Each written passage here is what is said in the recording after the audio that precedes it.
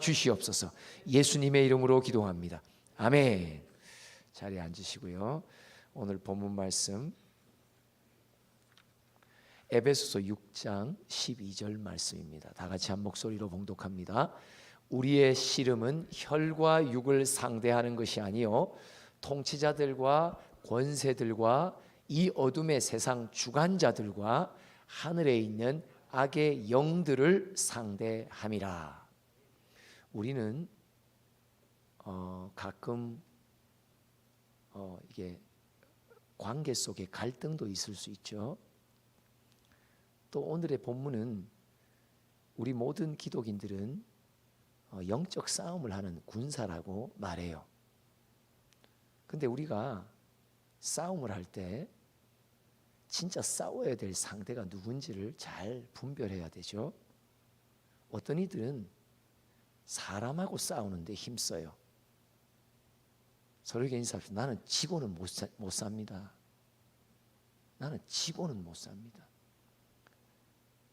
부모로부터 세상의 교육으로부터 우리는 절대 지지 말라고 항상 이겨야 된다라고 교육받죠. 그리고 우리는 본성적으로 지는 걸 싫어해요. 그래서 우리는 갈등 관계에 있는 사람들과 아주 힘써 싸웁니다. 지지 않으려고, 이기려고. 근데 오늘 본문 6장 12절은 교회로 부르신 하나님의 백성들에게는 뭐라고 말하냐? 너희의 싸움의 상대는 사람이 아니라는 걸 기억하라고. 너희는 악한 영과 대항해서 싸우는 군사라고. 그러면서 오히려 사람과의 관계에 대해서 우리가 어떠한 결단을 해야 되는지를 마태복음 5장 38절로 40절 말해줍니다. 시작. 또 눈은 눈으로 이는 이로 갚으라 하였다는 것을 너희가 들었으나 나는 너희에게 이르노니 악한 자를 대적하지 말라.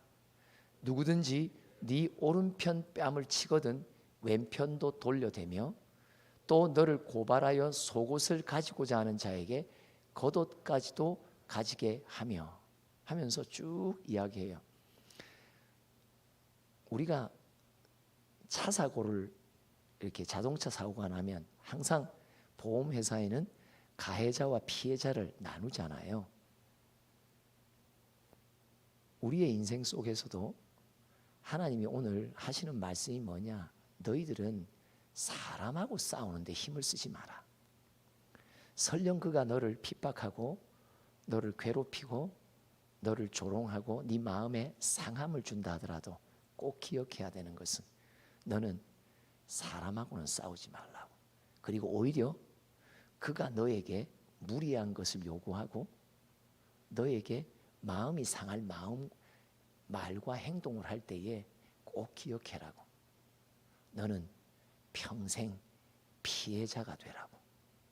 오늘 제목입니다. 피해자가 됩시다.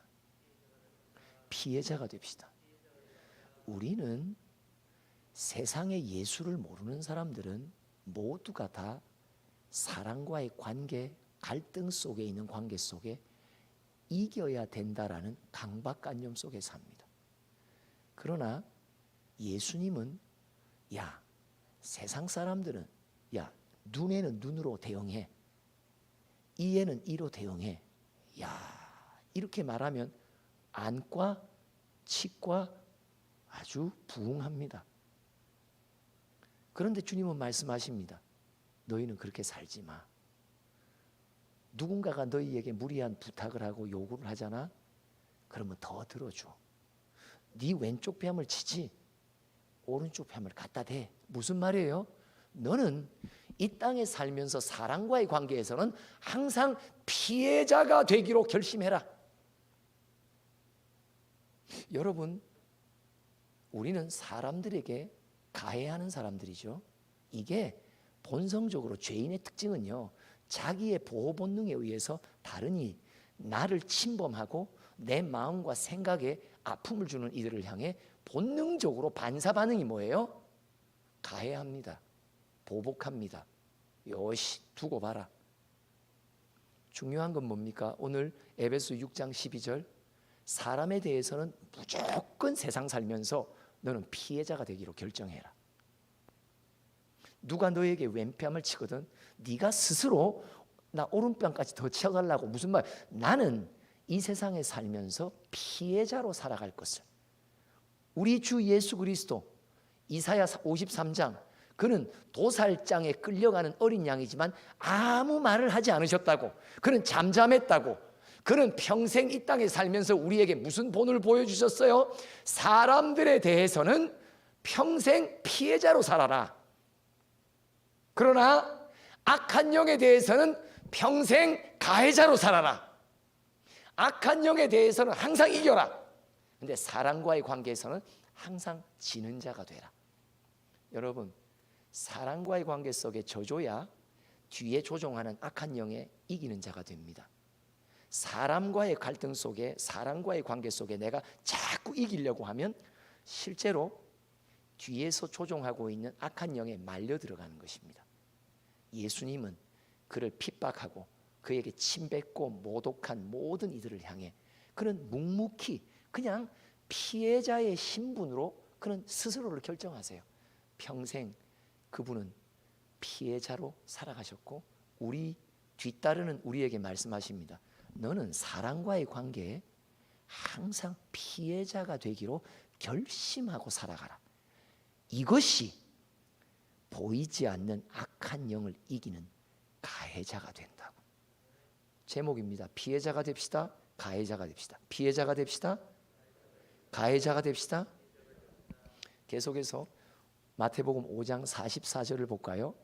이거 진짜 부담스러운 구절인데 이 구절이 언젠가 내 마음에 확 와닿는 때가 와요. 시작. 나는 너희에게 이르노니 너희 원수를 사랑하며 너희를 박해하는 자를 위하여 기도하라. 너를 해코지하는 자, 너에게 들이대는 자, 너를 억울하게 모함하는 자를 위해 뭐라고요? 축복하라고, 기도하라고. 이런 행동을 하면요, 누가 제일 약오를까요? 악한 영이 약오릅니다. 악한 영을 이기려면요, 나의 영혼의 평온함을 깨고 믿음의 공동체의 화목을 깨는 이간의 영 마귀가 뒤에서 조종합니다. 자꾸 들쑤시도록 누군가를 사용합니다. 그래서 내 주변에 가시와 같은 존재가 안팎에 있는 이유가 그렇습니다. 미가서 7장 네 원수가 네 가정 안에 있다라고까지 말씀하십니다. 그래서 여기에 퇴근하고 집에 들어가고 싶지 않은 분들도 가끔 계시죠? 갈등 속에 있을 때 그런 일이 일어난단 말이에요. 근데 그 갈등을 누가 일으키냐? 악한 영이 일으킨단 말이에요. 이것을 빨리 간파하지 않으면 나는 사람과 대항하여 가해자가 되기 시작한단 말이에요. 내가 사람을 향해 치고 들어가면 이겨먹으려고 하기 시작하면 뒤에서 악한 영이 깔깔깔깔 웃으며 뭐라고 하냐? 야, 요거 하나 낚였네. 이 영혼 하나 낚였네. 이 일꾼 하나 내 편 삼았네. 그렇지. 그래, 맞아. 가해자가 돼. 사람에 대해서 야, 얼마나 정당해. 그가 너에게 얼마나 아픔을 줬어. 너 계속 보복해. 너 계속 가해해. 그래서 형제 간에 서로 싸우도록 만들면서 하나도 힘 안 쓰고 믿음의 공동체 교회를 쉽게 무너뜨리는 방법, 이간질, 이간의 영. 이거 말려들면요 안 돼요. 그래서 우리는 무조건 믿음의 공동체 안에서 특별히는요 뭐냐, 하여튼 피해자가 되면 돼요. 때려라. 아우 오늘도 때려주셔서 감사합니다. 계속 맞는 거예요. 계속. 근데 이게 무슨 뜻이냐니까 저주라는 거예요. 네가 말빨도 너 한몫하지. 네가 논리적으로도 뭔가 논박할 수 있지. 네가 뭔가 반응할 수 있고 대응할 수 있는 것도 네 안에 뭔가 있지. 그러나 저주는 것이 결국은 이기는 거야. 피해자가 됩시다. 한번 피해자가 됩시다. 가해자가 됩시다. 계속 5장 11절 12절을 읽어봅니다. 시작. 나로 말미암아 너희를 욕하고 박해하고 거짓으로 너희를 거슬러 모든 악한 말을 할 때에는 너희에게 복이 있나니. 여러분, 피해자로 살아가면요 하늘에 복이 있어요. 옆에 사람 보세요. 복 많이 받은 거 없죠? 욕을 많이 먹어서 그래요. 그리고 욕을 먹을 때 그것을 대응하지 않기 때문에, 욕을 욕으로 대응하지 않는 거예요. 눈을 눈으로 대응하지 않고 이를 이로 대응하지 않는 거예요. 오히려 그런 일을 하는 사람을 놓고 축복하는 거예요. 그리고 그런 사람 만나면 축도하면서 가는 거예요. 이제는 그죠? 우리 주 예수 그리스도의 크신 은혜와 이러면서 나를 괴롭히는 자를 지나갈 때마다 축도하는 마음으로 지나가는 거예요. 그죠? 이게 피해자입니다. 우리가 따르고 우리가 주로 부르는 예수님은 평생 피해자의 삶의 본을 보이셨습니다. 그러면서 그는 말씀하십니다. 내 뒤를 따라 피해자로 살아가는 너희에게는 반드시 복이 있다고. 그 다음 계속 12절 시작. 기뻐하고 즐거워하라. 하늘에서 너희 상이 큼이라. 너희 전에 있던 선지자들도 이같이 박해하였느니라. 복이 있다라고 말하고 12절은 한층 더 떠요. 너희에게 상이 크게 주어질 거라고. 그럼 여러분, 우리가 피해자가 가해자가 세상의 사건 속에서 일어나면 누가 마지막에 보상금을 타요? 가해자가 받아요? 피해자가 받아요? 여러분, 누가 받아요? 가해자가 보상금 받아요? 아니면 피해자가 보상금 받아요? 맞습니다. 세상 살면서 항상 피해를 봐야 하늘의 보상금이 떨어집니다. 항상 남에 대해서 내가 먼저 가해하지 않아도 누군가 나에게 가해할 때 그걸 족족히 가해하는 사람, 족족히 대응하는 사람, 족족히 반응하는 사람, 족족히 되받아치는 사람은 피해 보상금이 안 나옵니다. 피해 보상금이 복이요 상이라고 말합니다. 그럼 구체적으로 뭔가요? 야고보서 봅시다. 1장 2절로부터 4절까지 읽어봅니다. 시작. 내 형제들아, 너희가 여러 가지 시험을 당하거든 온전히 기쁘게 여기라. 다른 말로 말하면 누군가 너를 자꾸 가해하면 기쁘게 여기래요. 서로에게 인사하세요. 선생님, 오늘 하루 저 좀 때려주세요. 저 좀 못 살게 해주세요. 나 좀 괴롭혀주세요. 왜요? 그런 여러 가지 시험을 당하면 기쁘게 여기라. 왜요? 이유가 있어요. 시작. 이는 너희 믿음의 시련이 인내를 만들어내는 줄 너희가 알미라. 인내를 온전히 이루라. 이는 너희로 온전하고 구비하여 조금도 부족함이 없게 하려 함이라. 이런 온갖 내가 피해를 받을 때 내 안에 온전히 생겨나는 것이 어떤 복이에요? 믿음이 온전해진다고 말해요. 여러분, 고난을 받을 때 묵묵하게 예수님이 본을 보이셨던 마음 자세로 그냥 다 받잖아요. 나중에 내 안에 생기는 게 뭐예요? 나의 길 오직 그가 아시나니 나를 단련하신 후에 내가 정금같이 나오리라. 사람에 대해서는 계속 피해를 받으십시오. 그러면요 하늘의 복이 내게 주어집니다. 믿음이 성숙됩니다. 정금 같은 온전한 믿음 반드시 주십니다. 그러면서 4절 읽었어요? 읽었죠? 그러면서 구체적으로 이게 믿음이 성숙하면서 내게 일어나는 엄청 중요한 상과 복이 있어요. 시작. 믿음의 기도는 병든 자를 구원하리니 주께서 그를 일으키시리라. 혹시 죄를 범하였을지라도 사심을 받으리라. 여러분, 내게 시련을 묵묵히 피해자로 받으며 하나님이 내게 주시는 복은 믿음이 점점 온전해지는 것인데, 여러분 가정에 여러분 한 사람이 온전한 믿음만 갖게 되면요 어떤 사건과 어떤 사고와 불미스러운 일이 가정 속에 일어나도요 전혀 두려워하지 않습니다. 왜요? 오늘도 나의 간구를 들으시는 아버지, 믿음의 기도, 믿음의 간구, 역사하는 힘이 크니라. 여러분, 이거 경험하기 시작하면요, 내 주변에 어떤 일이 일어나는 것이 전혀 나의 심령의 평강을 깨지 않습니다.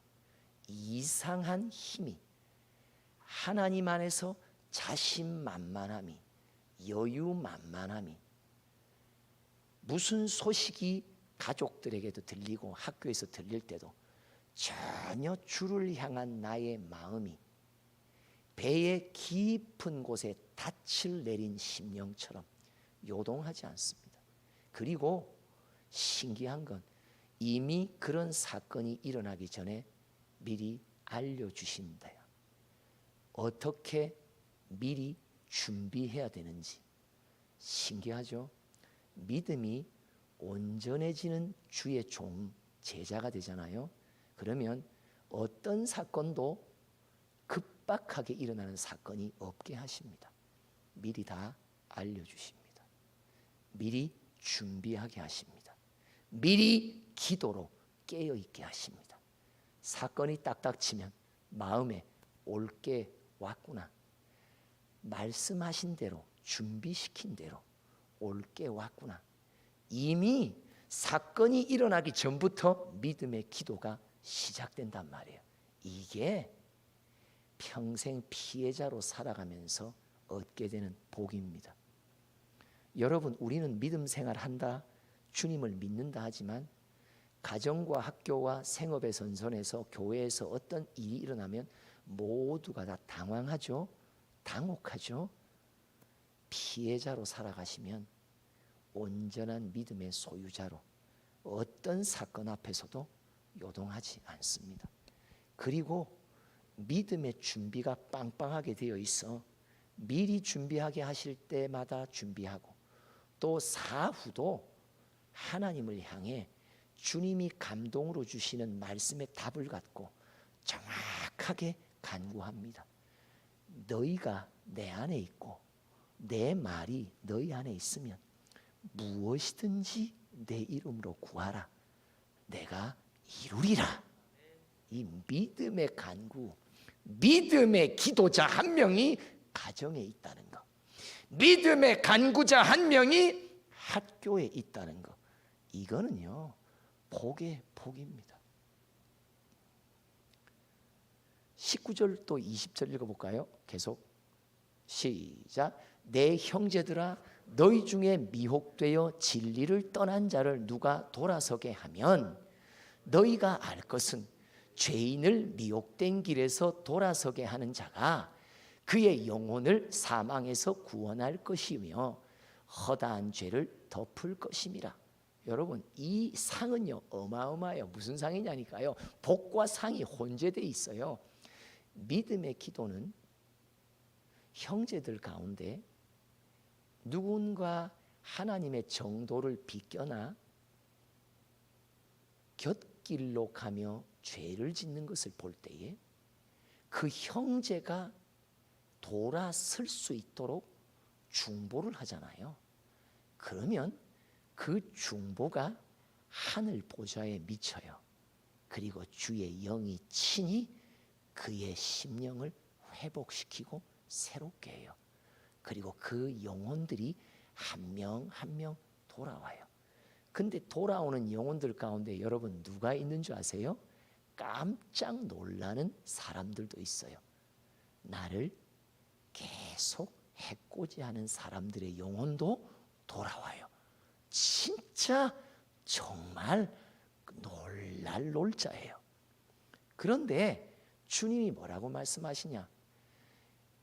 진리의 노선에서 벗어나 헤매다가 너의 중보의 응답으로 돌아오는 자들이 너에게는 반드시 열매로 있을 거라고.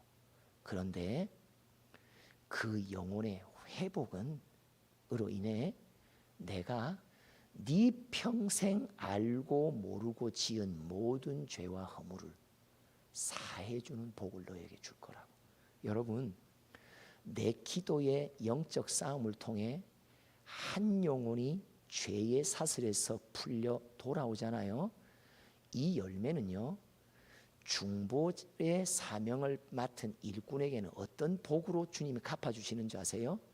그 한 영혼의 돌아옴을 기뻐하신 하나님이 그 역할을, 견인차 역할을 한 주의 종에게 일생에 살면서 주님의 마음을 아프게 했던 수많은 죄를, 허물을 다 사해 주시는 복을 보상으로 주십니다. 이거요, 어마어마한 보상입니다. 저는 이 야고보서 5장 19절과 20절이 제 눈에 확 열리면서 제가 그때부터 주님, 내가 내 죄를 다 회개하고 사함받고 주님 앞에 설 수 있을지 저것이 불충하고 평생토록 교만했던 종은 주님 앞에 설 수 있는 자신이 없습니다.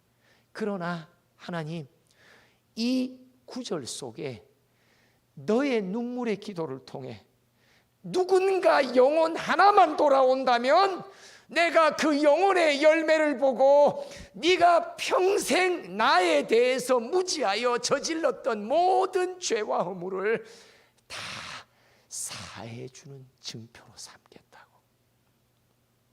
여러분, 이거는요 정말 희소식입니다. 여러분, 더 힘써 내 주변에 나에게 붙여주신 영혼들의 구원을 위해 더 힘써 기도하십시오. 그것이 내 평생 지은 죄를 용서받을 수 있는 또 하나의 길이 된다는 것을 말해줍니다. 로마서는 또 한 번 거듭해서 교훈합니다. 12장 14절 읽어볼까요? 시작. 너희를 박해하는 자를 축복하라. 축복하고 저주하지 말라. 멀리 갈 필요 없죠. 사실 아주 가까이에 있습니다. 누군가가 나를 저주하는 이들이 있습니다.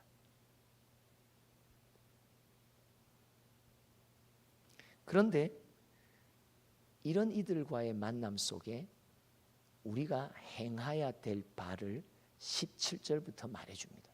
시작. 아무에게도 악을 악으로 갚지 말고 모든 사람 앞에서 선한 일을 도모하라. 제가 미국에서 유학할 때 이 미국 이 청소년들 10대들하고 제가 또 뭐 교회에서 이렇게 지내는데 이 미국 10대들이 그 당시 80년도에 유행했던 단어가 뭐예요? 자기들끼리 농담하면서, 왜 우리 10대들도 뭐 유행하는 단어들이 있잖아요, 그때마다. 근데 그때 제가 유행했던 단어가 뭔지 아세요? 애들이 말만 하면 친구들끼리 뭐야? 수유. 수가 뭐예요? 고발한단 말이에요. 고소한단 말이에요. 애들끼리 뭐 말하다가 I will sue you. 예, 고발할 거야. 고소할 거야. 여러분, 살다 보면 일상 속에서 고소하고 싶은 마음 있다 없다? 고발할 만한 사람이 내 주변에 깔렸습니다. 매일 나의 심기를 불편하게 하고 나의 분과 화를 돋구는 주변에 예기치 않은 인물들이 등장한다니까요. 그래서 극본에 보면 거리를 지나가는 한 사람, 근데 그 거리를 지나가는 사람이 패했는데 내 신발에 묻어 이런, 그죠? 그러다가 전철에서 지나가는 같이 탔던 한 사람 내 발을 밟는다든지 별별 사람이 다 있어요. 그럴 때 뭐 한다? 아저씨 뭐 하는 거야 지금? 우리 모두는요 본능적으로 다시 내가 상처를 받으면요 반드시 갚아줘야 된다는 마음이 있다니까요. 이거는 예수의 제자가 아닙니다. 예수의 제자는요 무조건 피해받습니다. 무조건 피해. 그러니까 누가 전철에 아주 분주한 전철 속에 누가 오른발을 밟잖아요. 그럼 어떻게 해야 돼요? 아저씨 왼발도 밟아주세요. 이렇게 돼야 된단 말이에요. 그죠? 오른발 왼발 오른발 왼발, 이게 오른발만 밟아서는 섭섭한 거야. 주님 오늘도 주의 명령 따라 제가 왼발도 내오니, 이렇게 하는 거야. 피해자가 됩시다. 한번 가해자가 됩시다. 피해자가 됩시다. 가해자가 됩시다. 계속해서 또 읽어볼까요? 악을 악으로 갚지 말라 했죠. 시작. 할 수 있거든 너희로서는 모든 사람과 더불어 하여튼 모든 사람과 더불어 화목하라. 모든 사람과 더불어 화목하라. 여러분, 오늘날 사람들과의 화목은요, 어떻게 이루어져요? 누군가 져주는 사람이 있어야 화목이 이루어져요. 왜 화목이 안 이루어져요? 왜 I'll sue you, 나 너 고소할 거야, 고발할 거야. 왜요? 서로 지지 않으려고 해요. 서로 이겨야 된다고 생각해요. 이 화목을 못 이뤄요. 그러니까 주님이 말씀하세요. 세상 사람들과도 져줘라. 그리고 믿음의 공동체 안에서도 져줘라. 너 충분히 이길 수 있는 거 내가 알아. 그러나 네가 내 마음을 가진다면 져줘라. 져줘라. 그냥 져줘라. 져줘. 이게 예수의 길이죠. 그러니까 평생 피해자로 살아라는 거예요. 피해자가 됩시다. 가해자가 됩시다. 계속 시작. 계속 시작. 내 사랑하는 자들아, 너희가 친히 원수를 갚지 말고 하나님의 진노하심에 맡기라. 기록되었을 때 원수 갚는 것이 내게 있으니 내가 갚으리라고 주께서 말씀하시느니라. 이 욥기를 보면요, 욥과 욥 세 친구들이 치열한 논쟁을 하잖아요. 근데 마지막 42장에 보면 하나님이 판단을 내리세요. 재판, 최종 판단. 친구 세 명에게 뭐라고 하면, 너희들은 나에 대해서 옳지 않다. 욥은 나에 대해서 바르게 알고 있다. 그러면 세 친구들과 이 욥 간에 하나님에 대해서 누가 바르게 몰랐고 바르게 알았을까요? 욥의 특징이 있어요. 그게 뭐냐? 자기가 친구들을 판단하지 않아요. 여러분, 교만 중에 가장 적나라한 증상이 뭔지 아세요? 다른 일을 판단하는 거예요. 다른 일을 재판하는 거예요. 여러분, 재판권은요, 하나님만 있어요. 그래서 우리가 본능적으로 재판하고자 하나요? 왜냐니까 이게 우리가 하나님처럼 되는 아담의 피를 유전으로 받았기에요. 우리는 재판하고자 하는 마음이 굴뚝같이 올라와요. 그렇죠? 근데 이걸 자꾸 죽여야 돼요. 누군가에 대해서 무슨 말을 한마디 딱 던지려고 할 때 단정적인 말, 판단하는 말이 내 안에 언제든지 올라오거든요. 그때마다 주여 나를 도와달라고. 내가 왜 재판합니까? 욥은요, 친구들을 재판하지 않아요. 근데 친구들은 욥을 재판해요. 그래서 하나님이 말씀하시오. 너희들은 나를 모른다고. 네가 재판장으로 세웠냐? 아니다. 하나님 한 분만이 우리를 재판하시는 분이라고. 이게 욥의 고백이거든요. 그래서 좀 전에 봤던 본문 구절이 그거예요. 원수 갚는 것이 너희들이 갚지 마. 왜? 누가 원수인지는 사람과의 관계 속에 원수를 규정하지 않으세요. 하나님은요, 하나님과의 관계 속에 누가 하나님과 원수냐를 규정하시지. 우리는 사람과 사람 사이, 너와 나 사이에 원수라고 말하지만 하나님은 절대 그렇게 원수를 판단하지 않으세요. 하나님은 네가 나와의 관계가 바르면 너는 아무리 누구가 원수라 해도 너는 원수가 아니야 말씀하신단 말이에요. 그리고 원수 갚는 것은 내가 갚을 거니까 네가 하지 마. 왜? 재판장이 아니잖아 너는. 그러니까 누가 나에게 어려움을 주고 슬픔을 줄 때 내가 들이대고 내가 반응하고 보복하고, 이게 벌써 내가 재판장이 됐다는 뜻이고, 내가 판단해요. 우리 모두의 사람에 대한 판단의 근거가 뭐예요? 내 유익이에요. 내 마음이에요. 내 마음 아프면요, 무조건 상대는 원수예요. 맞죠? 우리가 얼마나 자기 사랑이 큰 줄 아십니까? 디모데후서 3장 1절에 보면요, 말세에 세상이 다 고통스러울 거야. 왜? 모든 이들이, 교회 안에 있는 이들도 전부가 다 자기만 사랑하기 때문에 그냥 자기 감정에 충실해요. 내 감정, 내 마음 건들면요, 상대 모두가 누군지 몰라도 그가 목사든 뭐든 내 가족이든 부모든 뭐 상관없어, 다 원수야. 그만큼 우리는 엄청 자기 사랑에 빠진 자들입니다. 그런 자기 사랑에 빠져 있는 내가 누군가를 원수라고 대적이라고 재판한다면 그 재판은 공의로운 재판이 안 되는 거예요. 우리는요, 본성적으로 공의로운 재판을 할 수 있는 사람들이 아니에요. 왜요? 재판의 모든 기준은 다 내가 기준이거든요.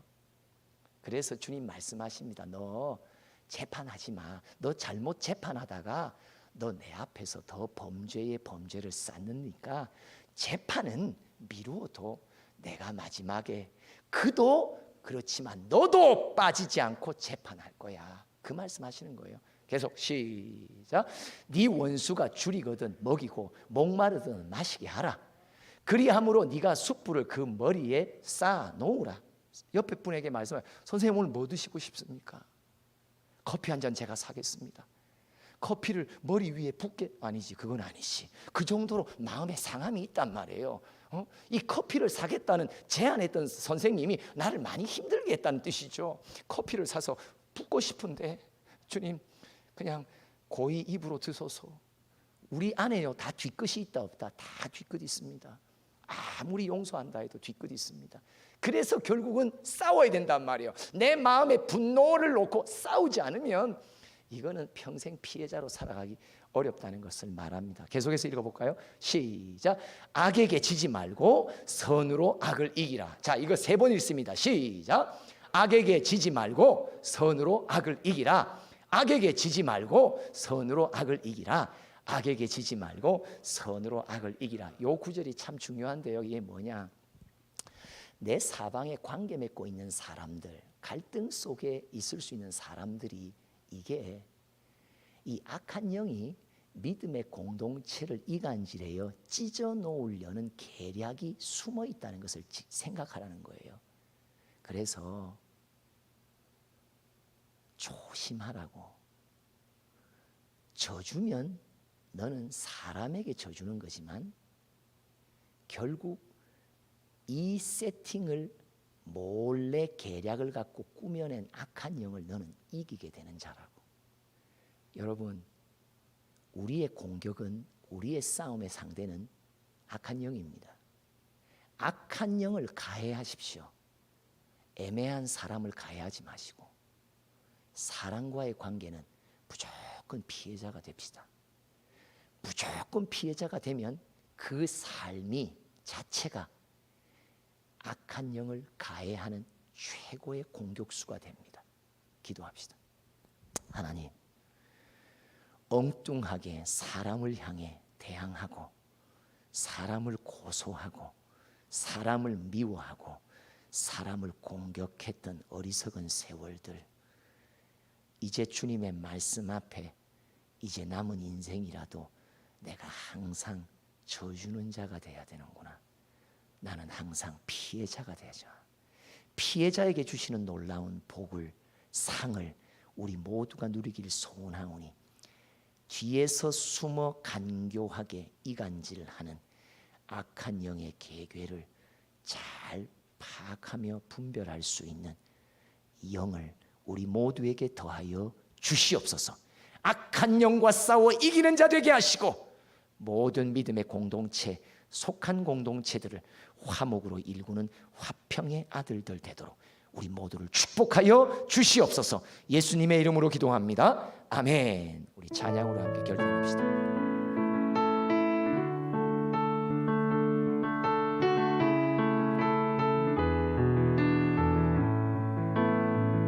슬픔 속에서도 울지 않는 것, 억울해서 울지 않는 것, 걱정할 수밖에 없는 상황 속에도 걱정하지 않는 것, 사랑할 수 없는 사람조차도 사랑하며 품어주는 것, 용서할 수 없는 사람일지라도 용서하여 주는 것, 어떠한 자기 주장도 버리고 오직 모든 것을 주님 뜻에 맡기며 내가 강한 것 것이 아니라 주가 강함을 보여줌이 진정한 겸손. 참을 수 없어도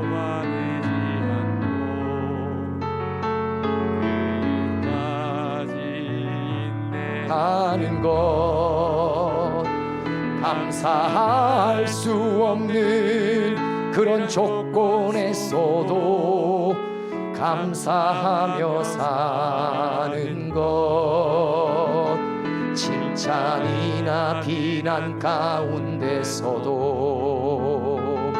침묵하며 살아가는 것, 말씀 순종하기 어려울지라도 믿음으로 순종하는 것, 어떠한 자기 주장도 버리고 오직 모든 것을 주님 뜻에 맡기며 내가 강한 것이 아니라 주가 강함을 보여줌이 진정한, 어떠한 자기 주장도 어떠한 자기 주장도 버리고 오직 모든 것을 주님 뜻에 맡기며 내가 강한 것이 아니라 주가 강함을 보여줌이 진정한 겸손. 이제 이후로 사람과의 갈등 속에서는 항상 피해자가 될 수 있도록 나를 도우소서. 그로 인하여 악한 영을 가해할 수 있는 군사가 되도록 도와달라고 우리 주여 삼창하며 기도합니다. 주여, 주여, 주여, 아버지여, 평생 피해자가 되게 하소서. 평생 져주는 자가 되게 하소서. 항상 져주는 자가 되게 하소서. 항상 피해자가 되게 하소서. 주여, 그리하여 악한 영을 이기는 자가 되게 하소서. 악한 영을 파는 자가 되게 하소서. 마귀의 이간질을 이기는 자가 되게 하시고 소속한 공동체를 화목으로 이끄는 화평의 아들들이 되도록 우리 모두를 축복하여 주시옵소서. 주여, 주여, 주여, 주여, 아버지여,